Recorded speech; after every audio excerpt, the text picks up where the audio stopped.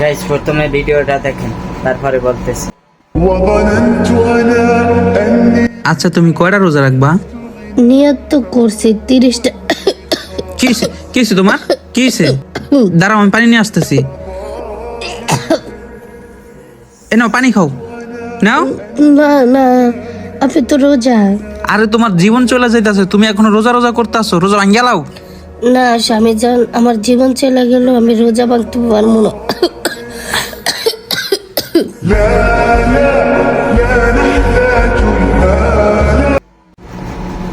শোন ভাই, একে তো রমজান মাস চলে, আল্লাহ তাআলার রহমতের মাস, বরকতের মাস। তুই ভাই এরকম না করে আল্লাহর হস্তে তোর কাছে মাপ চাই ভাই।